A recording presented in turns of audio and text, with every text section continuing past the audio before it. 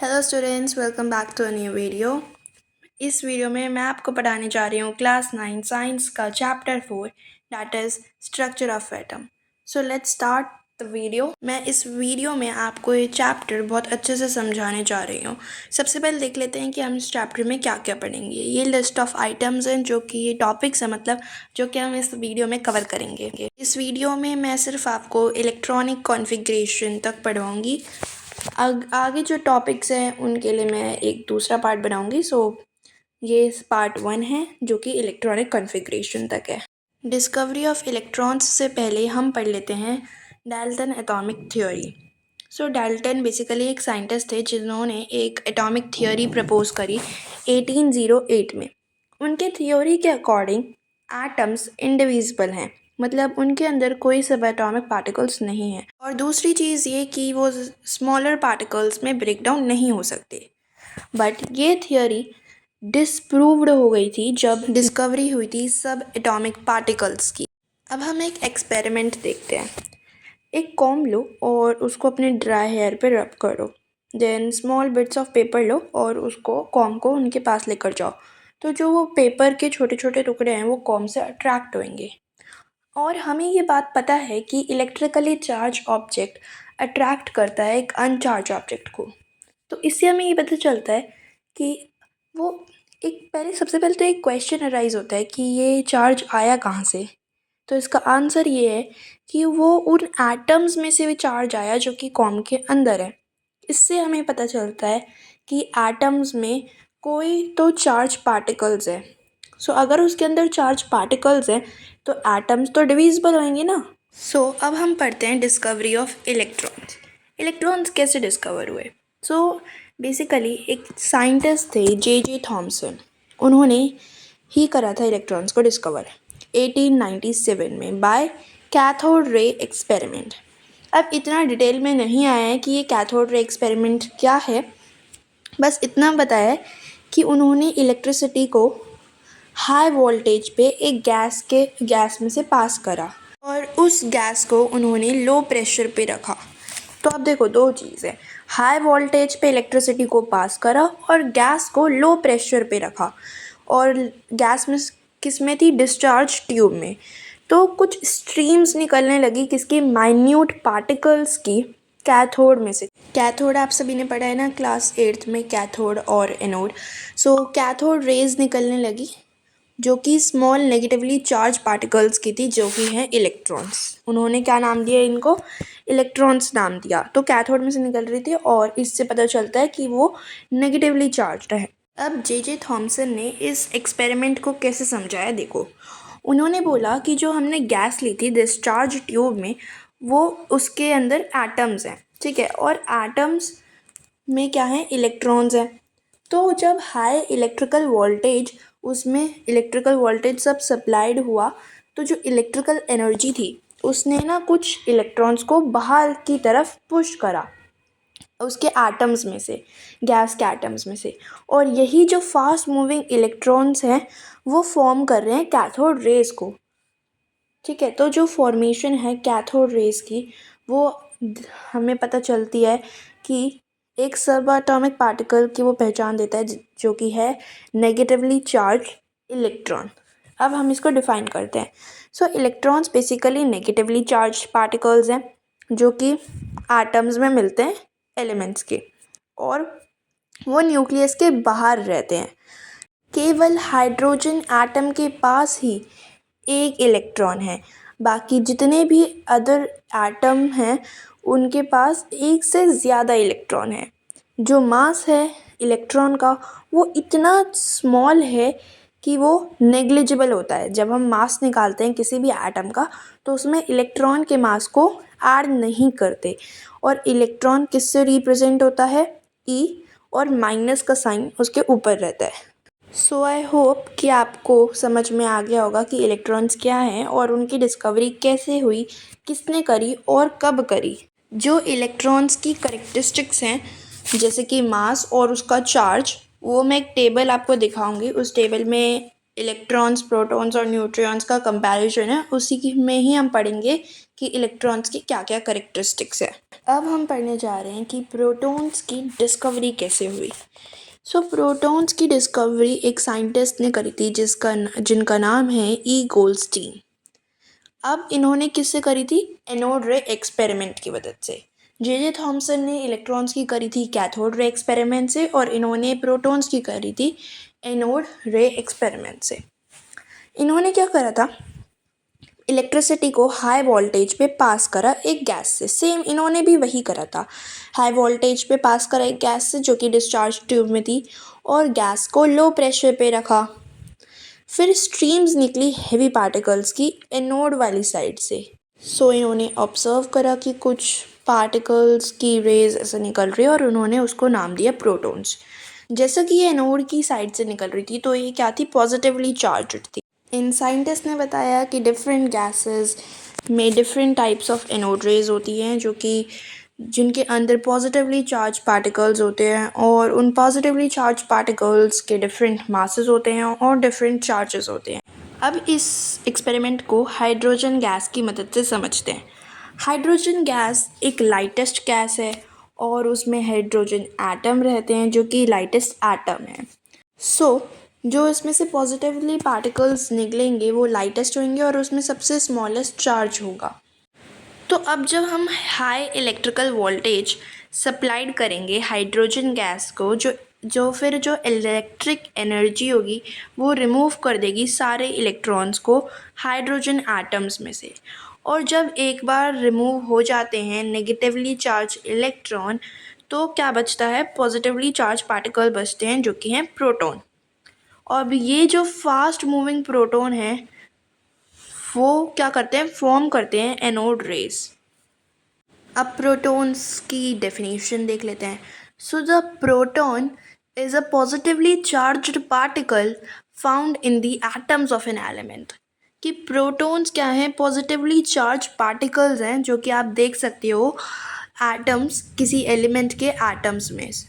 और जो प्रोटॉन्स होते हैं वो एटम में एक न्यूक्लियस होता है उसके अंदर रहते हैं। हाइड्रोजन एटम ही एक ऐसा इकलौता एटम है जिसके अंदर सिर्फ एक प्रोटॉन और इलेक्ट्रॉन है। उसकी हाइड्रोजन एटम के न्यूक्लियस में सिर्फ एक ही प्रोटॉन है, और प्रोटॉन को हम रिप्रेजेंट करते हैं बाय द सिंबल P, और ऊपर ऐसे साइड में प्लस आ जाता है। इलेक्ट्रॉन्स की तरह प्रोटॉन्स की भी करेक्टरिस्टिक जैसे कि मास और चार्ज मैं आपको बाद में बताऊंगी जब हम कंपैरिजन करेंगे। अब हम आगे बढ़ते हैं डिस्कवरी ऑफ न्यूट्रॉन की तरफ। जो डिस्कवरी हुई थी न्यूट्रॉन्स की, ये बहुत ही ज़्यादा बाद में हुई थी bye the scientist James Chadwick. James Chadwick ने डिस्कवरी करी थी न्यूट्रॉन की 1932 में। तो इनको कैसे पता चला? देखो, इन्होंने कार्बन एटम लिया। कार्बन एटम में 6 प्रोटॉन्स होते हैं, 6 इलेक्ट्रॉन्स होते हैं। जो मास होता है इलेक्ट्रॉन्स का मैंने पहले ही बताया था बहुत ही कम होता है, तो हम उसको इग्नोर कर देते हैं। अब क्या बचा? 6 प्रोटॉन्स। तो कार्बन एटम का एटॉमिक मास भी 6U आना चाहिए था ना, पर उसका एटॉमिक मास क्या होता है? 12U। तो ये एक्स्ट्रा 6 यूनिट्स मास आया कहाँ से? तो अब इसका कंक्लूजन ये निकला कि एक और सब एटॉमिक पार्टिकल है, और ये सब एटॉमिक पार्टिकल किसने फाउंड करा? जेम्स चैडविक ने 1932 में फाइनली उन्होंने डिस्कवरी कर दी।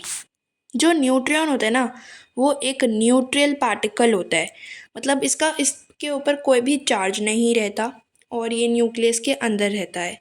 सिर्फ हाइड्रोजन के एटम के पास ही कोई भी न्यूट्रॉन्स नहीं है। मैंने पहले ही बताया था हाइड्रोजन एटम के पास सिर्फ एक प्रोटॉन है और एक इलेक्ट्रॉन है, और कोई भी न्यूट्रॉन्स नहीं है। न्यूट्रॉन्स रिप्रेजेंट होते हैं बाय द सिंबल N, और इस पर कुछ भी नहीं लगता, ना माइनस का साइन ना पॉजिटिव प्लस का साइन, बेसिकली क्योंकि ये क्या होते हैं? न्यूट्रल होते हैं।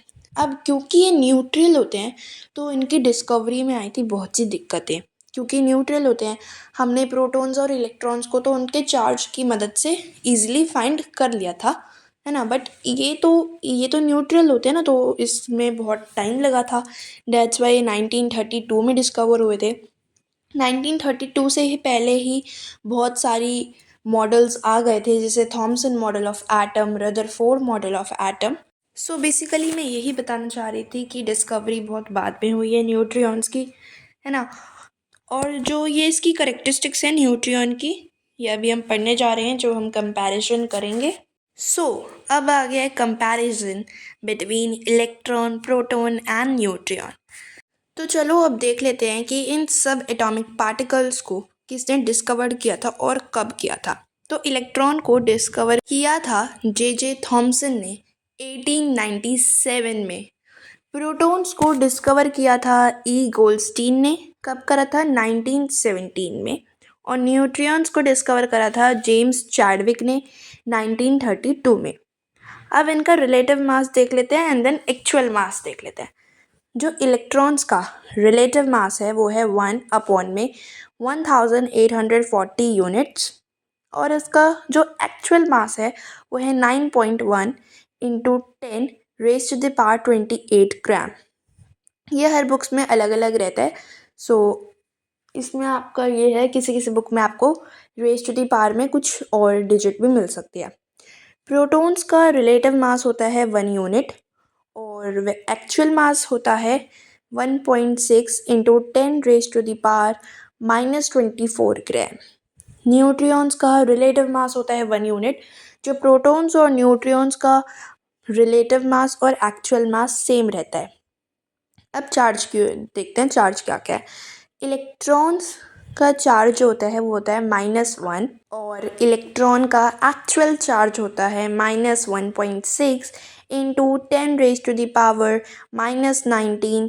और इलेक्ट्रॉन और प्रोटॉन का चार्ज सेम रहता है, बस डिफरेंस ये है इलेक्ट्रॉन्स नेगेटिव में आ जाते हैं और प्रोटॉन्स पॉजिटिव में रहता है उनका चार्ज। अब देखते हैं कि क्या है चार्ज न्यूट्रियॉन्स का। सो न्यूट्रियॉन्स का जो रिलेटिव चार्ज और एक्चुअल चार्ज ज़ीरो होते हैं, उनमें कोई भी चार्ज नहीं होता है बेसिकली। अब इनकी लोकेशन भी देख लेते हैं कि एटम में कहाँ कहाँ प्रेजेंट रहते हैं। इनकी लोकेशन क्या है एक एटम के अंदर। सो इलेक्ट्रॉन न्यूक्लियस के आउटसाइड रहते हैं। आपने ये वर्ड बहुत बार सुन लिया होगा न्यूक्लियस, और आपको इसका मतलब नहीं समझ में आ रहा होगा कि एटम्स में कहाँ से न्यूक्लियस आ गया। तो अभी इस वीडियो में न्यूक्लियस वाला टॉपिक भी है, उसमें बताऊंगी मैं कि ये न्यूक्लियस क्या है और क्या ये एटम्स के अंदर भी न्यूक्लियस होता है क्या। अभी बस इतना देख लो कि इलेक्ट्रॉन आउटसाइड रहते हैं न्यूक्लियस के, एनर्जी शेल्स में रहते हैं। अब आपको ये भी सोच रहे होगे आप ये एनर्जी शेल्स क्या होते हैं, ये भी हम आगे पढ़ेंगे। प्रोटॉन्स न्यूक्लियस के अंदर रहते हैं और न्यूट्रियॉन भी न्यूक्लियस के अंदर ही रहते हैं। सो न्यूक्लियन के अंदर सिर्फ दो ही सब एटॉमिक पार्टिकल्स रहते हैं, that is proton and neutrons. Okay, so I hope अभी तक आपको कोई डाउट नहीं रहा होगा। हमने देख लिया discovery of electrons, protons and neutrons, उनका कंपैरिजन भी देख लिया और उनका करेक्टरिस्टिक्स भी देख लिया उनके। सो डाउट तो नहीं रहा होगा, और मैं होप करती हूँ कि इस वीडियो के एंड तक जितने भी आपकी डाउट्स ऑलरेडी इस चैप्टर से रिलेटेड हैं वो भी कवर हो जाएंगे। अभी सारे साइंटिस्ट हैं जैसे कि जे थॉमसन जिन्होंने डिस्कवर करे थे इलेक्ट्रॉन्स, यूजिन गोल्डस्टीन जिन्होंने डिस्कवर करे थे प्रोटॉन, जेम्स चैडविक जिन्होंने डिस्कवर करे थे न्यूट्रियॉन्स। अब आप सोच रहे होगे कि ये दो साइंटिस्ट और कौन हैं, अर्नेस्ट रदरफोर्ड और नील्स बोहर। सो इनके बारे में हम आगे पढ़ेंगे। इन्होंने, एक हिंट दे रही हूँ, इन्होंने प्रपोज करी था मॉडल ऑफ द एटम। सो अब हम पढ़ेंगे थॉमसन्स साइंटिस्ट का model, that is Thomson's model of atom.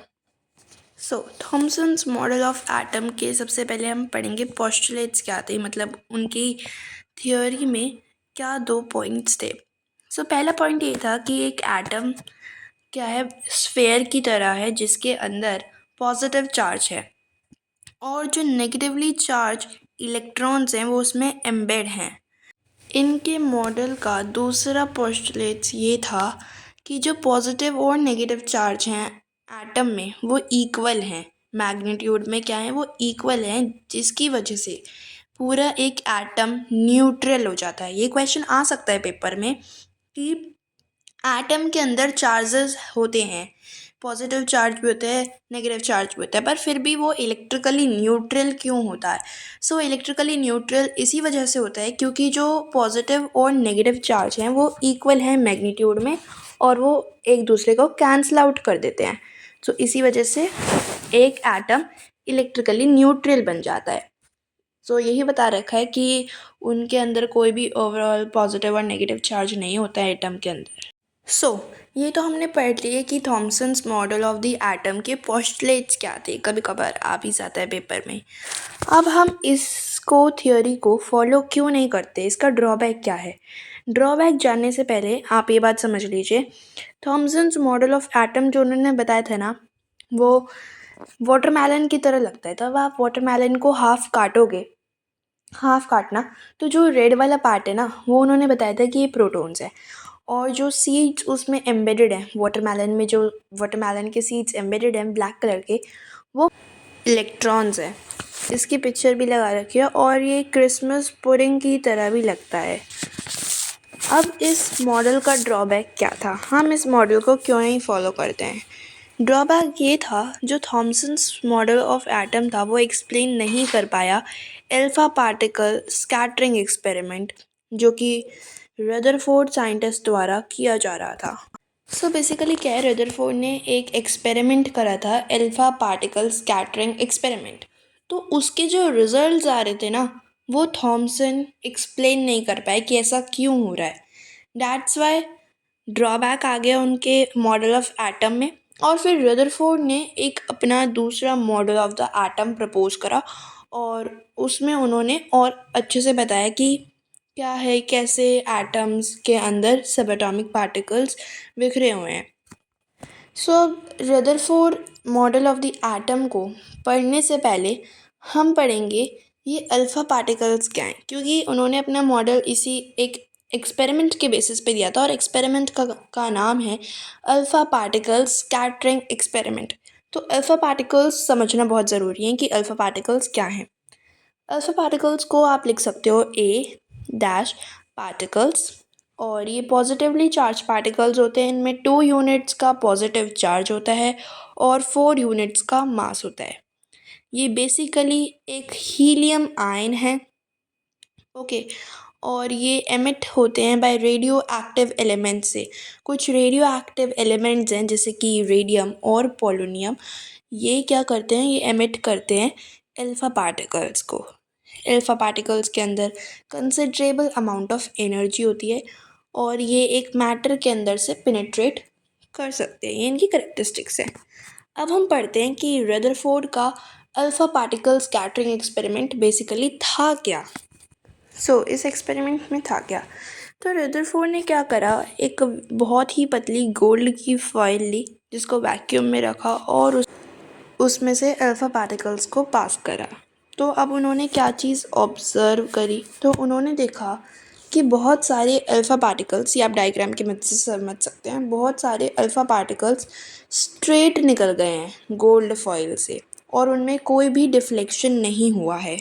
But कुछ अल्फ़ा पार्टिकल्स स्मॉल एंगल्स से डिफ्लेक्ट हुए हैं और कुछ लार्ज एंगल से डिफ्लेक्ट हुए हैं, है ना, मतलब वो डिफ्लेक्ट हो गए हैं। अब थर्ड ऑब्जर्वेशन उनकी क्या थी, उनकी थर्ड ऑब्जर्वेशन ये थी कि वेरी फ्यू अल्फ़ा पार्टिकल्स, मतलब बहुत ही थोड़े से अल्फ़ा पार्टिकल्स कम्प्लीटली रीबाउंड हो गए। रीबाउंड का मीन्स होता है कि वो जिस बात पे वो चल रहे थे वो उसी बात पर वापस आ गए, मतलब उन्होंने अब डिफ्लेक्शन भी नहीं करा स्मॉल या लार्ज एंगल से और ना ही तो उनको पास करा, ठीक है। तो बेसिकली उनकी ये 3 ऑब्जर्वेशन थी। अब इन ऑब्जर्वेशन का उन्होंने कंक्लूजन क्या निकाला, जैसे पेपर में आ भी जाता है कि ऑब्जर्वेशन लिखो, अगर ऑब्जर्वेशन आते हैं तो आपको ये 3 पॉइंट्स निकले हैं, और अगर कंक्लूजन पूछा जाता है कि रदरफोर्ड मॉडल का कंक्लूजन्स क्या थे, तो वो अब जो मैं आपको दिखाने जा रही हूँ वो चलिए अब पढ़ते हैं कि इस एक्सपेरिमेंट का कंक्लूजन क्या निकला। जो उसने 3 ऑब्जर्वेशन देखी जे थॉमसन ने, उन ऑब्जर्वेशन को उसने कैसे एक्सप्लेन करा। तो सबसे पहले मैं आपको बता दूं कि गोल्ड फॉइल एटम्स से बना है और एटम्स सॉलिड हैं। अब जो अल्फ़ा पार्टिकल जो उनको स्ट्राइक कर रहे हैं उनको अपना पाथ चेंज करना चाहिए था और वो उनको डिफ्लेक्ट होना चाहिए था। ठीक है, अब जैसे कि बहुत सारे अल्फ़ा पार्टिकल्स तो स्ट्रेट चले गए, उनमें कोई डिफ्लेक्शन हुआ ही नहीं। ये हमें बताता है कि एटम के अंदर बहुत सारा एम्प्टी स्पेस है, तभी तो बिना डिफ्लेक्शन के निकल गए। क्योंकि अगर उसमें पूरे एटम अगर सॉलिड होता तो फिर अगर पूरा फिल्ड रहता तो वो तो डिफ्लेक्ट होते। तो पहली चीज़ तो ये बताई कि they have a lot of space. Second observation उनकी क्या थी? सेकेंड ऑब्जर्वेशन थी कि कोई तो डिफ्लेक्ट कर रहा है स्मॉल एंगल पे, कोई डिफ्लेक्ट कर रहा है लार्ज एंगल पे। तो इससे हमें पता चलता है कि कोई तो ऐसी चीज़ है सेंटर में, किसी एटम के सेंटर में कोई तो ऐसी चीज़ है जो कि पॉजिटिवली चार्ज है। क्योंकि देखो अल्फ़ा पार्टिकल पॉजिटिवली चार्ज है और जब वो उस पॉजिटिव चार्ज से टकराएंगे तो वो रिपेल होंगे। क्योंकि अगर पॉजिटिव पॉजिटिव चार्ज है तो वो दोनों एक दूसरे के अट्रैक्ट नहीं होंगे। ठीक है, तो वो एक दूसरे से क्या होंगे, डिफ्लेक्ट होंगे, अट्रैक्ट नहीं होंगे। तो डैट्स वाई ये बताते हैं कि कोई तो पॉजिटिव चार्ज है और जो वो सेंटर है पॉजिटिव चार्ज का उसको नाम दिया गया न्यूक्लियस। ठीक है, तो चलो भाई, इस एक्सपेरिमेंट से हमें ये भी पता चल गया कि एक एटम के अंदर एक न्यूक्लियस होता है जो कि क्या होता है, पॉजिटिवली चार्ज होता है। अब थर्ड ऑब्जर्वेशन बहुत अलग थी और ये बहुत ही कम दिखाई दे रही थी कि बहुत थोड़े से अल्फ़ा पार्टिकल्स कंप्लीटली क्या हो जाते थे, रीबाउंड हो जाते थे, वो अपने ओरिजिनल पाथ पर दोबारा आ जाते थे।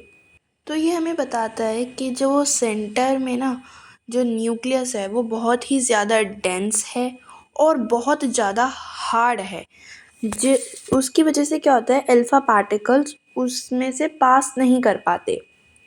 अब जैसा कि ऐसे बहुत ही कम अल्फ़ा पार्टिकल्स थे जो कि कम्प्लीटली रीबाउंड होते थे, है ना। तो इसका मतलब ये है कि जो न्यूक्लियस है ना, वो जो उसका साइज़ है न्यूक्लियस का वो बहुत ही छोटा है। जो उसका साइज़ है बहुत छोटा है अगर हम कंपेयर करें एटम के साइज़ से।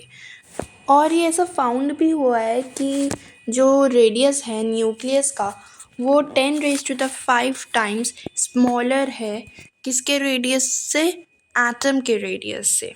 ठीक है, तो इधर तो आपकी कंक्लूजन ख़त्म होती हैं। अब मैं आपको दोबारा रिवाइज करवा दूँ कि कौन सी 3 कंक्लूजन्स फाइंड हुई थी इस एक्सपेरिमेंट से। पहली कि एटम के अंदर बहुत सारा एम्प्टी स्पेस है, कि उसमें से बहुत सारे अल्फ़ा पार्टिकल्स एकदम उसमें से पास हो जाते हैं। सेकेंड स्टेटमेंट ये थी कि कोई सेंटर में कोई चीज़ है जो कि पॉजिटिवली चार्ज है, डैट्स वाई वो अल्फ़ा पार्टिकल्स जो कि पॉजिटिवली चार्ज है, अल्फ़ा पार्टिकल्स भी वो उससे क्या कर जाते हैं, डिफ्लेक्ट कर जाते हैं। ठीक है, तो उसका बाद में नाम दिया गया न्यूक्लियस। थर्ड ऑब्जर्वेशन ये थी कि न्यूक्लियस बहुत ही ज़्यादा डेंस है और हार्ड है जिसकी वजह से अल्फ़ा पार्टिकल्स उसमें से पास नहीं कर पाते। अब ऐसे करने वाले बहुत अल्फ़ा पार्टिकल्स बहुत कम थे, इसका मतलब उसका साइज़ बहुत स्मॉल है न्यूक्लियस का, जिस वजह से बहुत ही कम ही अल्फ़ा पार्टिकल्स थे जिनको अपने पाथ में न्यूक्लियस को फेस करना पड़ता था। अब हमने कंक्लूजन्स तो देख लिए हैं कि इस एक्सपेरिमेंट की क्या क्या कंक्लूजन्स आई। अब हम देखते हैं कि न्यूक्लियस के बारे में क्या इन्फॉर्मेशन पता चली और फिर हम न्यूक्लियस के बारे में और भी अच्छे से पढ़ेंगे। अच्छा, एक बात बता दो, इस पे क्वेश्चन भी बनकर आ सकता है कि what is the important information about the nucleus of an atom by the alpha particle scattering experiment of Rutherford. हाँ, इन क्वेश्चन को आंसर देने के लिए हमें ये पता होना चाहिए कि इन्फॉर्मेशन उसने क्या दी। सबसे पहले 3 पोस्टुलेट्स हैं इसके भी। पहला ये है कि न्यूक्लियस जो है एटम का वो पॉजिटिवली चार्ज है। दूसरी इन्फॉर्मेशन ये है कि न्यूक्लियस वो एटम का जो है वो बहुत ही डेंस है और हार्ड है। थर्ड इन्फॉर्मेशन हमें मिली कि जो न्यूक्लियस है एटम का वो बहुत, उसका जो साइज़ है बहुत स्मॉल है अगर हम कंपेयर करें इस एटम के साइज़ से। ठीक है, तो ये 3 पोस्टुलेट्स हैं, ये आपको याद रहना चाहिए। अब पूरा न्यूक्लियस के बारे में हम अलग से पढ़ लेते हैं। सो न्यूक्लियस बेसिकली एक छोटा सा स्मॉल पॉजिटिवली चार्ज पार्ट है जो कि एटम के सेंटर में है, बहुत छोटा है और पॉजिटिवली चार्ज है। ठीक है, न्यूक्लियस में प्रोटॉन्स रहते हैं और न्यूट्रियॉन्स रहते हैं। इसी वजह से जो एंटायर मास है एटम का वो उसके न्यूक्लियस में ही रहता है, क्योंकि इलेक्ट्रॉन का तो बहुत थोड़ा सा ही मास है ना, तो इलेक्ट्रॉन को तो हम इग्नोर कर देते हैं उसके मास को। तो न्यूक्लियस पॉजिटिवली चार्ज है क्योंकि उसके अंदर प्रोटॉन्स है, प्रोटॉन्स में पॉजिटिव चार्ज रहता है, इस वजह से न्यूक्लियस भी क्या है, पॉजिटिवली चार्ज है। प्रोटॉन्स एंड न्यूट्रियॉन्स, प्रोटॉन्स और न्यूट्रियॉन्स टुगेदर क्या कहलाते हैं, न्यूक्लियॉन्स। याद रखना है ये क्या कहलाते हैं, न्यूक्लियॉन्स। फिफ्थ पॉइंट भी देख लेते हैं।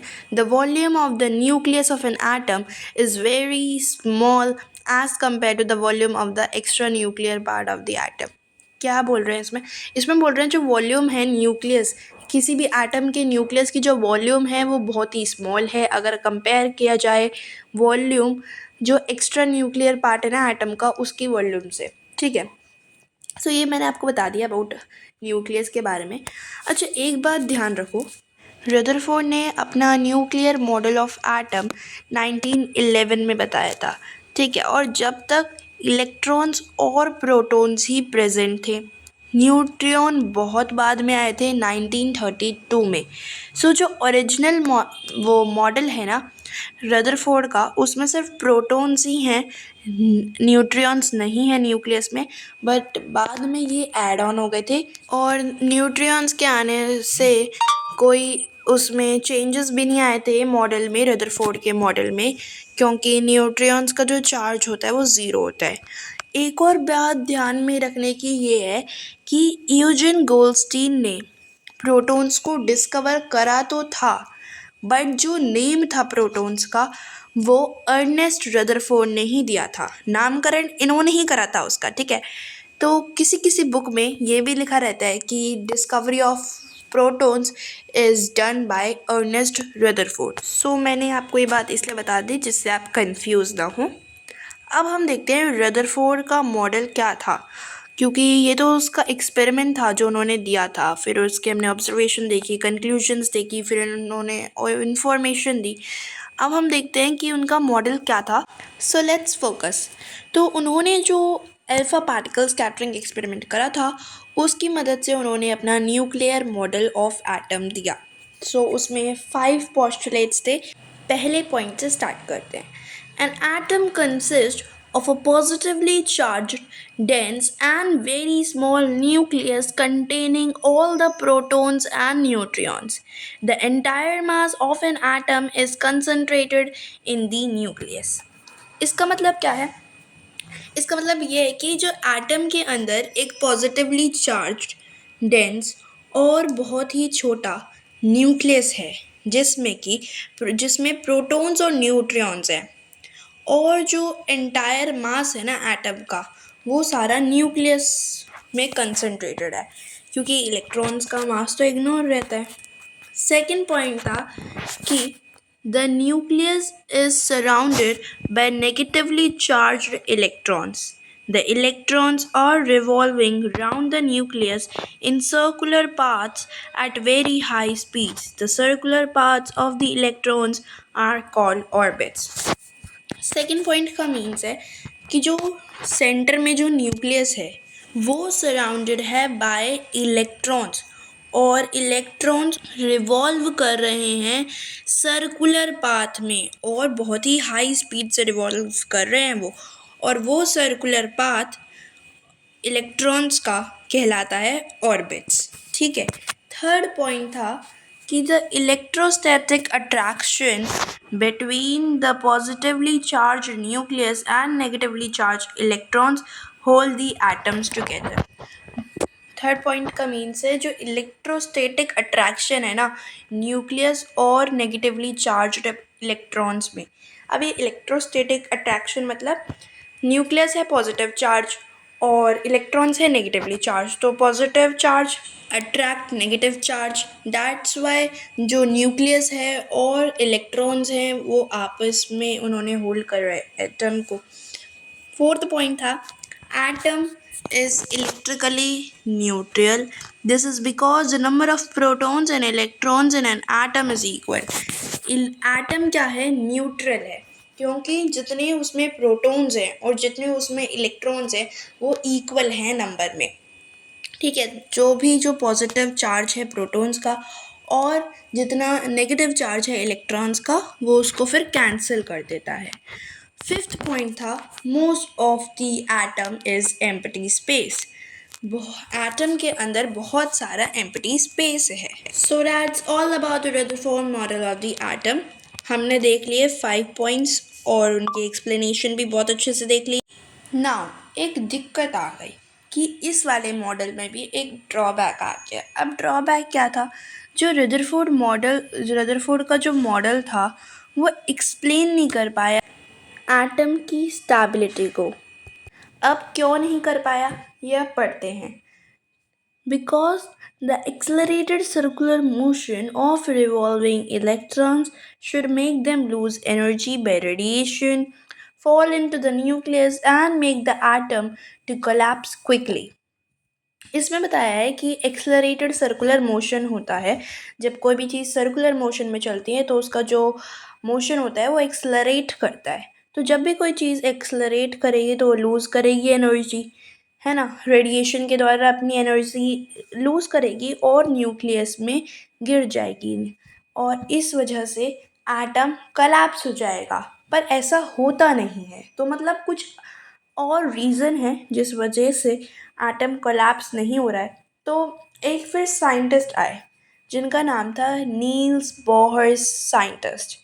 इन्होंने एक्सप्लेन करा इस कंसेप्ट को कि कैसे एटम्स में स्टेबिलिटी बनी रहती है।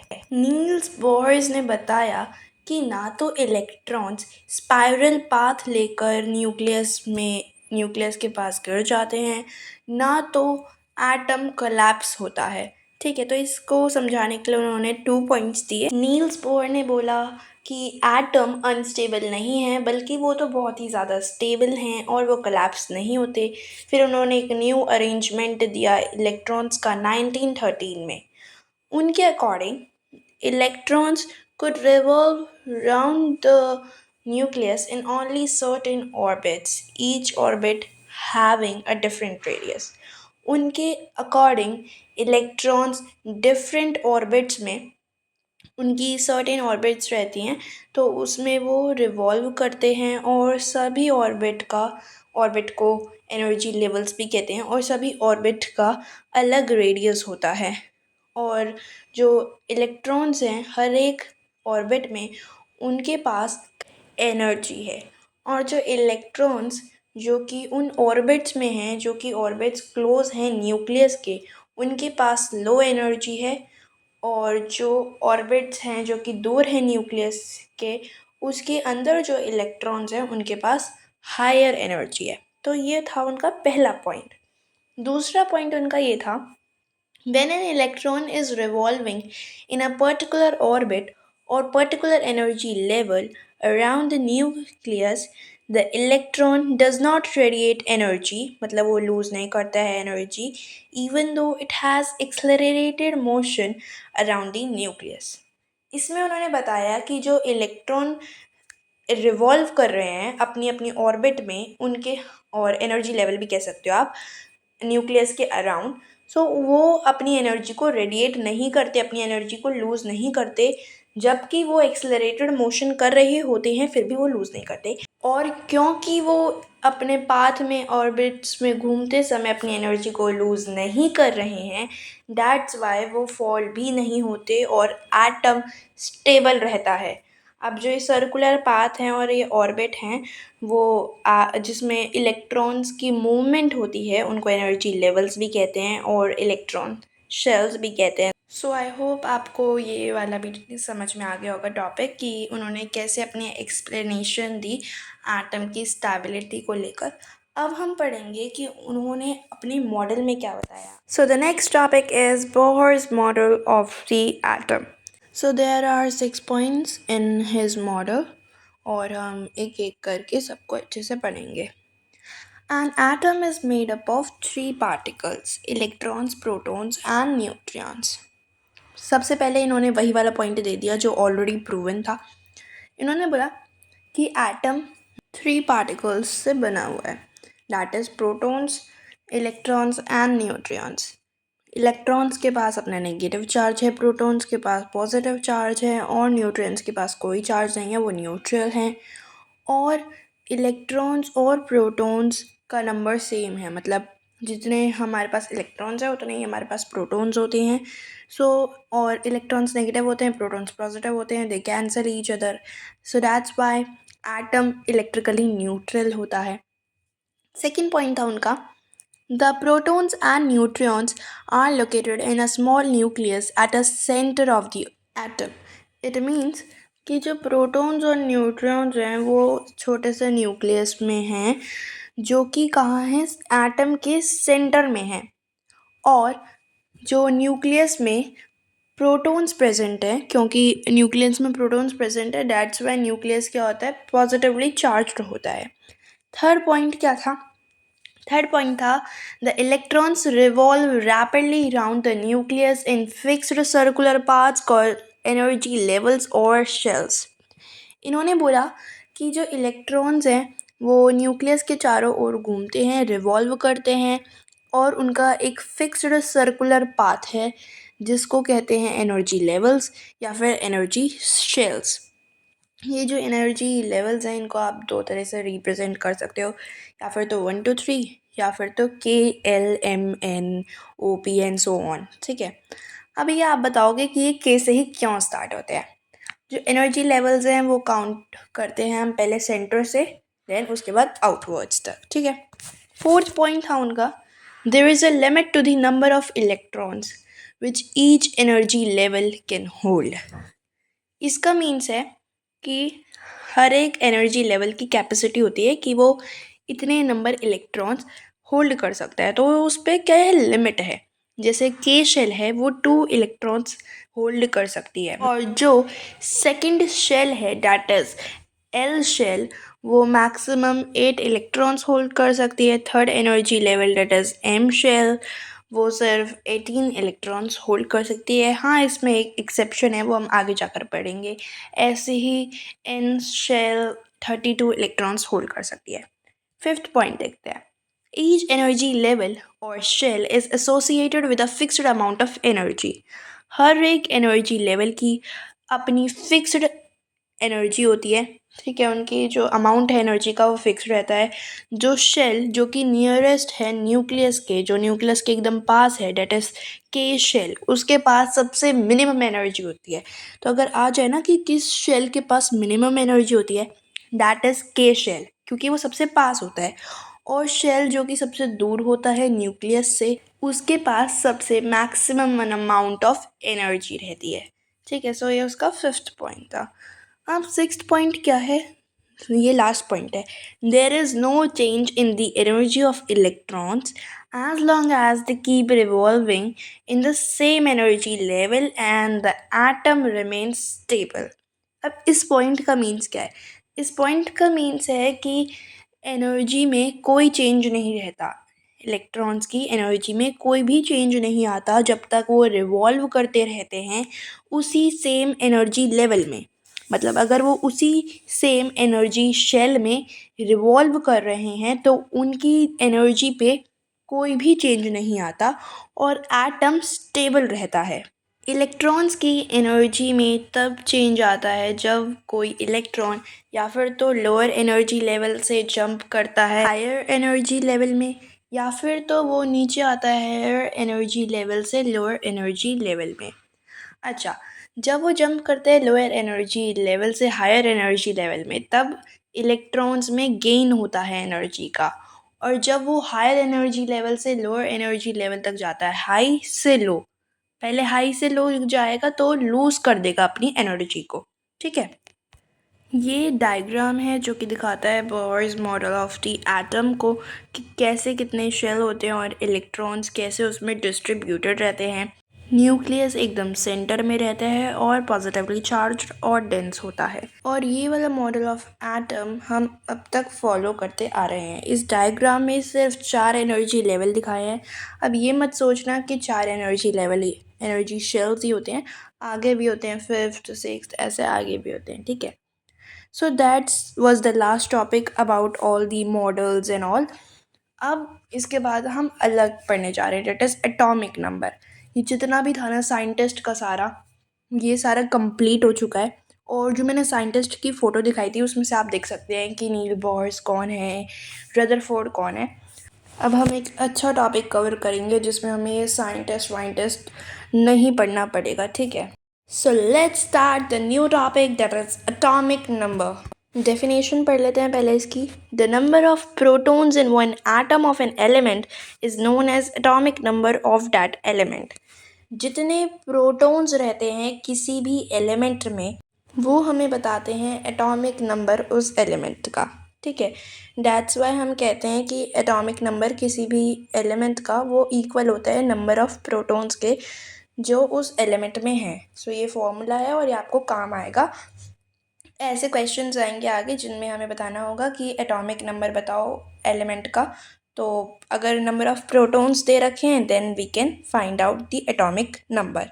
अच्छा एक बात बताऊँ, ये एटॉमिक नंबर बिल्कुल आधार कार्ड की तरह है। जैसे आधार कार्ड सबका यूनिक होता है ना, वैसे ही एटॉमिक नंबर हर एक एलिमेंट का यूनिक होता है, क्योंकि हर एक एलिमेंट के पास डिफरेंट नंबर ऑफ प्रोटॉन्स हैं।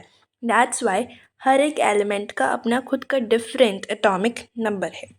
एटॉमिक नंबर को हम लेटर जी से डोनेट करते हैं।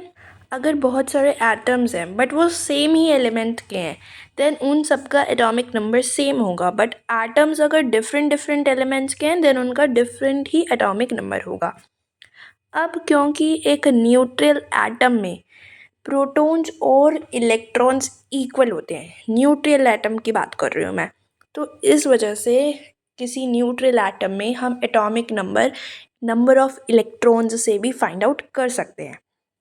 ये सिर्फ पॉसिबल तभी है जब एटम न्यूट्रल होगा, ना कि आयन, क्योंकि आयन में चार्जेस होते हैं, ठीक है। सो अब हम पढ़ेंगे मास नंबर। ये मास नंबर क्या है, देखो, the total number of protons and neutrons present in one atom of an element is known as its mass number. जितने प्रोटॉन्स होते हैं एक एटम में वो उसका एटॉमिक नंबर कहलाता है। और अगर हम सम कर दें प्रोटॉन्स और न्यूट्रॉन्स का, वो मास नंबर कहलाता है। So mass number of an element is equals to number of protons plus number of neutrons. Mass number का मतलब एटॉमिक मास होता है और मास नंबर को हम डिनोट करते हैं बाय द लेटर ए। अब जैसे कि number of protons is equals to atomic number, so mass number is equals to atomic number plus number of neutrons. मतलब नंबर ऑफ प्रोटॉन्स हमने पढ़ा था कि एटॉमिक नंबर के बराबर होते हैं, तो मैं नंबर ऑफ प्रोटॉन्स की जगह एटॉमिक नंबर भी लिख सकती हूँ।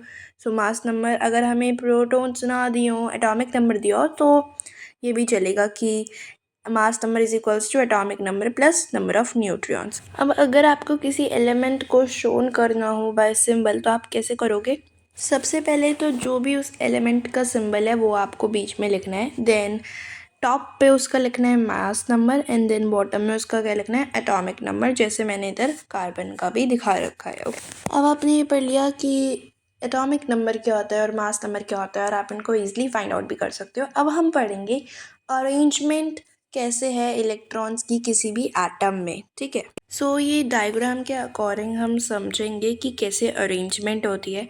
बीच में न्यूक्लियस है जो कि पॉजिटिवली चार्ज है, देन न्यूक्लियस के अराउंड बहुत सारे एनर्जी लेवल्स हैं। फर्स्ट एनर्जी लेवल के है जिसकी कैपेसिटी है 2, मतलब वो मैक्सिमम 2 इलेक्ट्रॉन्स अपने अंदर होल्ड कर सकता है। सेकेंड एनर्जी लेवल है एल जिसकी कैपेसिटी कितनी है, 8 इलेक्ट्रॉन्स की कैपेसिटी है। Then energy level, third energy level कौन सा है, एम, जिसकी कैपेसिटी 18 है। और फोर्थ एनर्जी लेवल है एन जिसकी कैपेसिटी 32 है। ऐसे ही आगे नंबर बढ़ते जाते हैं, ठीक है। अब हम पढ़ेंगे इलेक्ट्रॉनिक कॉन्फ़िगरेशन। और उससे पहले बता दूं कि जो ऑर्बिट जो सबसे पास है न्यूक्लियस के उसमें सबसे लोएस्ट एनर्जी रहेगी, और जो सबसे दूर है, जो आउटर मोस्ट शेल है किसी भी एटम का, उसमें हाईएस्ट एनर्जी रहती है। और एक सेंटर से आउटवर्ड्स की तरफ काउंट किए जाते हैं। हम पहले सेंटर से स्टार्ट करते हैं, जैसे के वाला हमारा फर्स्ट एनर्जी लेवल है, देन सेकंड एल है, ठीक है। अब नाउ हम इलेक्ट्रॉनिक कॉन्फ़िगरेशन स्टार्ट करते हैं। So what is electronic configuration?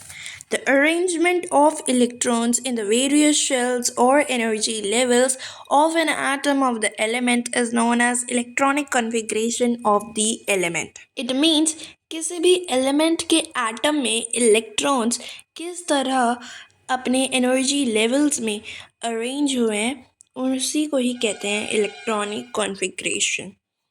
Electronic configuration का मतलब है डिस्ट्रीब्यूशन ऑफ इलेक्ट्रॉन्स की डिस्ट्रीब्यूशन किसमें? वेरियस एनर्जी लेवल्स में। और एनर्जी लेवल्स कौन कौन से?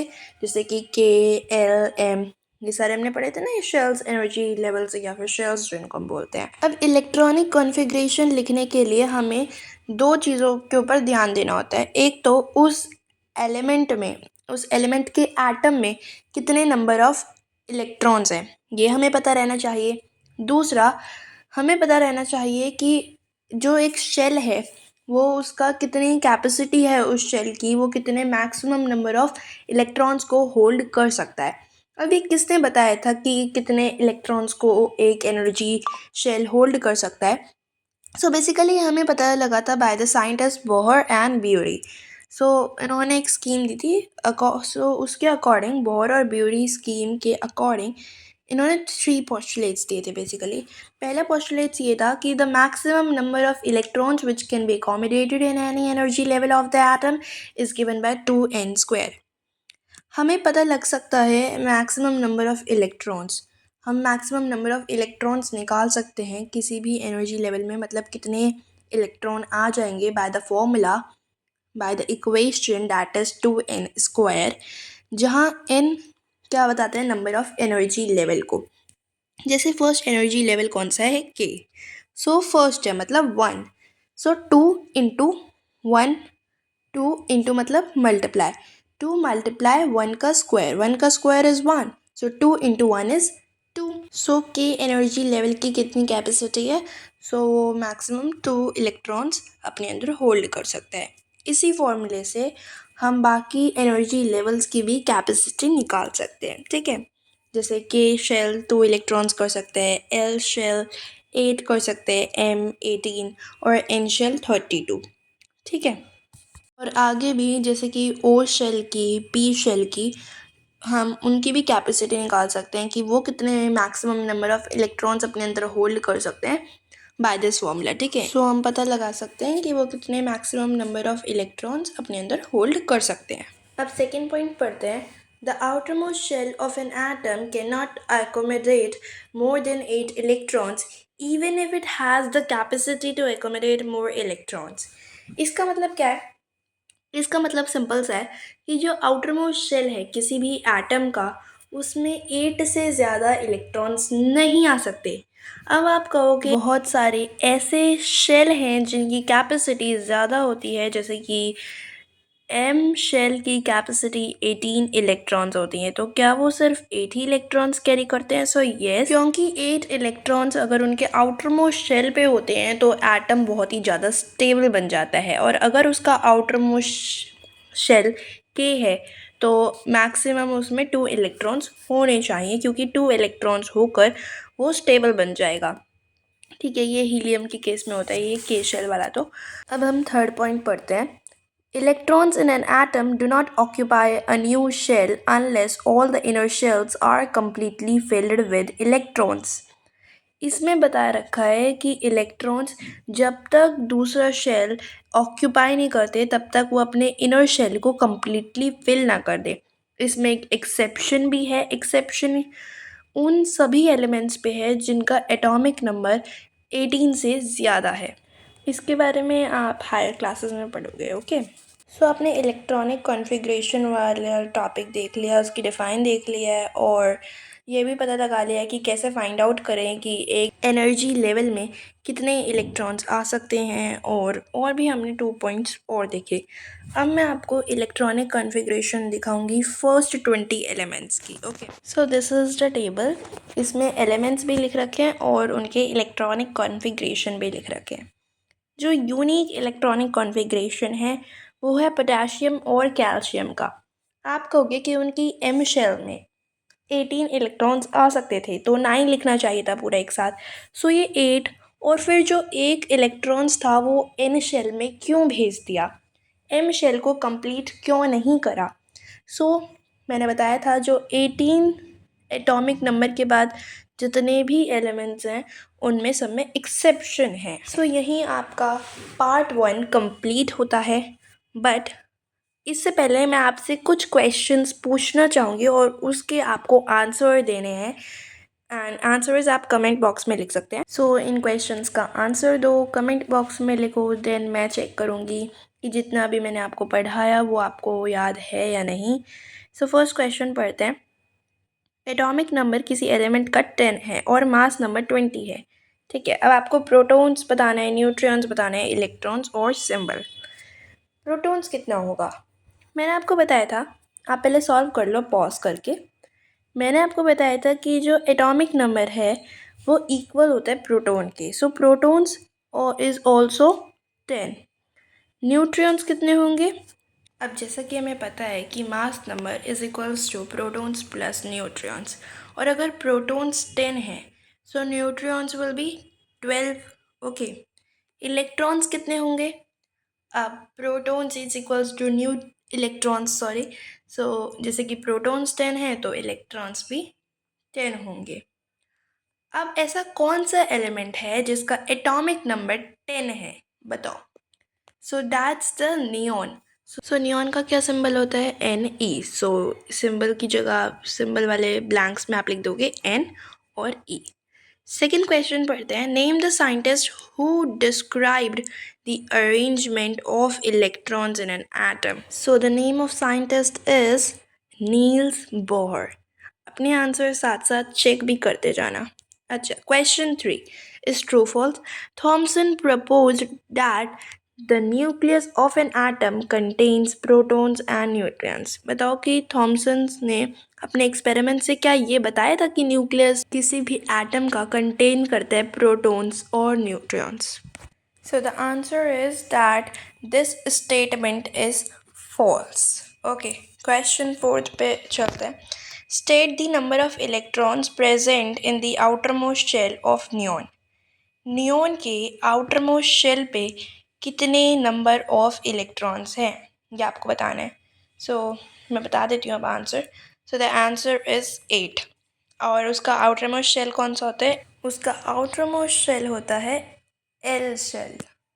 आपके सारे क्वेश्चन ये सही जाने चाहिए, सबका आंसर ठीक आना चाहिए। क्वेश्चन 5 पे बढ़ते हैं। The total number of protons and neutrons in the nucleus of an atom is called its. बताओ टोटल नंबर ऑफ प्रोटॉन्स और न्यूट्रॉन्स को क्या कहते हैं जो कि किसी एटम के न्यूक्लियस में होते हैं। सो the answer is nucleons. Question number 6, the electron has dash charge, the proton has dash charge and the neutron has dash charge। ये आना चाहिए, बहुत इजी क्वेश्चन है। So the answer is electron का होता है नेगेटिव चार्ज, प्रोटॉन का होता है पॉजिटिव चार्ज और neutron has no charge. Neutron is neutral. Now 7th क्वेश्चन। Rutherford's alpha particle scattering experiment led to the discovery of। Rutherford के अल्फा पार्टिकल स्कैटरिंग एक्सपेरिमेंट से किसकी डिस्कवरी हुई थी। The correct answer is nucleus. Okay, 8th question. Right the electronic configuration of calcium. Calcium का electronic configuration लिखना है, तो क्या है इलेक्ट्रॉनिक कॉन्फ़िगरेशन कैल्शियम का। के शेल में तो है 2 इलेक्ट्रॉन्स, एल में है 8, एम में है 8 और एन में है 2। ओके, सो यहाँ हो जाते हैं क्वेश्चंस ख़त्म एंड आई होप आपके सारे क्वेश्चंस सही गए होंगे, और अगर कोई डाउट है तो आप कमेंट सेक्शन में लिख सकते हैं। इसी के साथ हमारी वीडियो भी ख़त्म होती है। I hope you like this lecture. If you like this lecture, please like this video, subscribe the channel and please share with your friends जिनको ये चैप्टर समझ में नहीं आ रहा है और वो समझना चाहते हैं कम टाइम में और वो भी अच्छे से। सो मिलते हैं अगली वीडियो में एक नए चैप्टर के साथ। सो बाय फॉर नाउ, बाय।